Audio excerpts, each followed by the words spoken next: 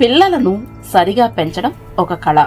పిల్లలకు ఎంత మేరకు స్వేచ్ఛనివ్వాలో అంతే ఇవ్వాలని, పిల్లలను ఒక టైం టేబుల్ ప్రకారం క్రమశిక్షణగా ఎర్లీ మార్నింగ్ నిద్రలేపి చదివించవలసిన అవసరాన్ని గురించి, అతి గారాబం వలన ధృతరాష్ట్రుని ప్రేమలాగా ఉంటే పిల్లలు పాడవడం ఖాయం అని తెలిపే అనేక విషయాలు ఈ వీడియోలో తెలుసుకుందాం.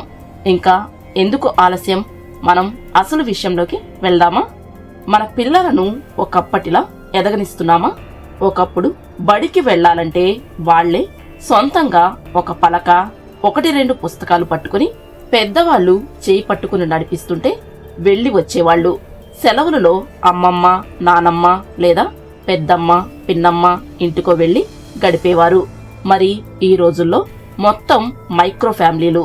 బడికి ఒక స్పెషల్ ఆటోలోనో, స్కూల్ బస్లోనో, మోటార్ సైకిల్ మీదో వెళ్లడం, మధ్యాహ్నం తల్లులు వెళ్లి భోజనం కొసరి పెట్టడం, చిన్నగా తుమ్మినా దగ్గినా వెంటనే నానా హైరానా పడి డాక్టర్కు చూపించడం, వాళ్ళు బ్లడ్ టెస్టులు, యూరిన్ టెస్టుల నుండి స్కానింగ్ల వరకు చేయించడం, జేబులకు చిల్లులు పడేట్లు బిల్లులు రాయడం సర్వసాధారణం. పిల్లలను స్వతహాగా చిన్న పనులైనా చేయనివ్వరు. ఉదయం నిద్రలేపరు. పెద్దనాన్న, బాబాయిలు, పిన్ని, పెద్దమ్మలు తెలియకుండా పెంచుతున్నాము. పిల్లలను పెద్దలతో కొద్దిసేపు మాట్లాడమంటే మొబైల్తో బిజీగా ఉండి మాట్లాడేవారే లేరు. డిజిటల్ లైఫ్తో రియల్ లైఫ్ను బ్యాలెన్స్ చేయలేకపోతున్నారు. రియల్ లైఫ్ నుండి రియల్ లైఫ్కు రావాలి.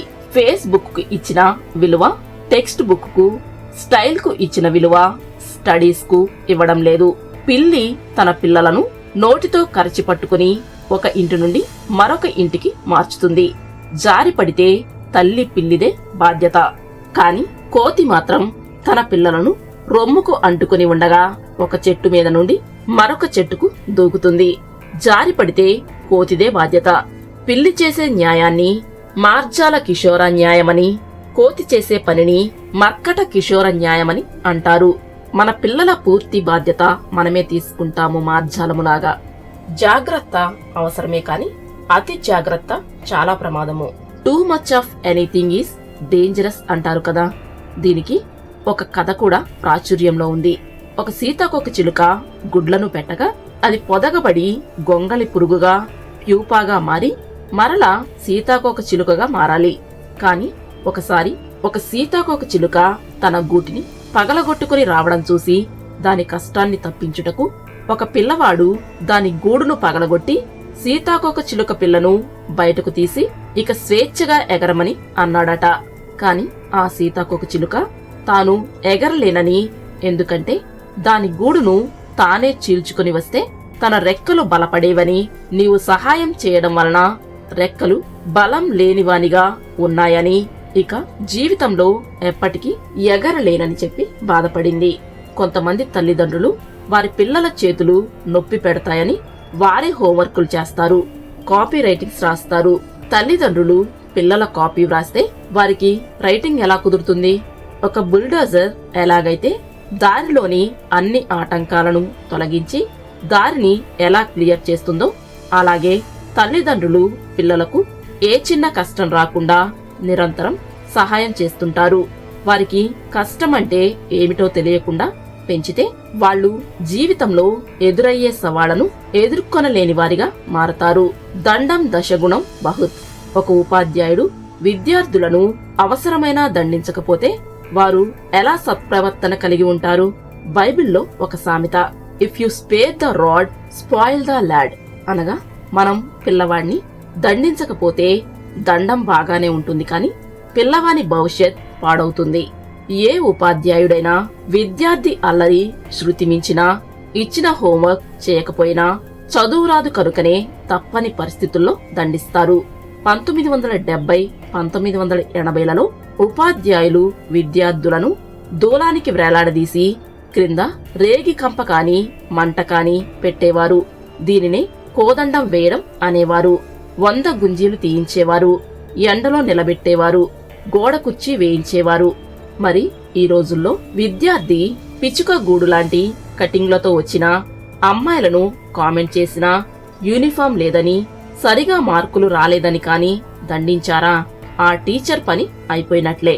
వాడి తరపు బంధువులు, స్నేహితులు కట్టగట్టుకుని వచ్చి ఆ టీచర్ను బెదిరించడమో, చేతికి పడిన వాతలు, వీడియోలు తీసి మీడియాకి పెట్టడం, మీడియా వారిని తీసుకువచ్చి నానా యాగి చేయడం షరామామూలే. డిగ్రీలు, పీజీలు చేసి టీచర్ ట్రైనింగ్ అయ్యి తన పిల్లలకు జ్వరం వచ్చినా తన స్వంత పనులను మానుకొని తాను క్రొవ్వొత్తిలాగా కరిగిపోతూ ఎందరో జీవితాలకు విద్యా వెలుగులు నింపుతూ ఉండే ఉపాధ్యాయునికి ఫీలింగ్స్ ఉండవట. కాని విద్యార్థుల మనోభావాలు దెబ్బతిన్నాయని చెప్పే ప్రబుద్ధులు వారి పిల్లల భావి జీవితాలను చేతులారా పాడు చేయుచున్నారని మర్చిపోతున్నారు. ఒక పేషెంట్ కు డాక్టర్ అవసరమైతే ఇంజెక్షన్, ఇంకా అవసరమైతే ఆపరేషన్ చేస్తారు. అప్పుడే జబ్బు తగ్గుతుంది. మరి నొప్పి పెట్టిందని ఇంజెక్షన్ వద్దని, భయం అని చెప్పి ఆపరేషన్ వద్దంటే జబ్బు తగ్గుతుందా? మైనర్ విద్యార్థులకు మొబైల్ ఇవ్వడం, స్పోర్ట్స్ మోటార్ బైక్స్ ఇవ్వడం అంటే మొబైల్లో ఏం చూస్తున్నారు, మోటార్ బైక్ తో ఫీట్స్ చేస్తున్నారో లేదో తప్పనిసరిగా చెక్ చేసుకోవాలి. పిల్లలకు స్వేచ్ఛనివ్వాలి.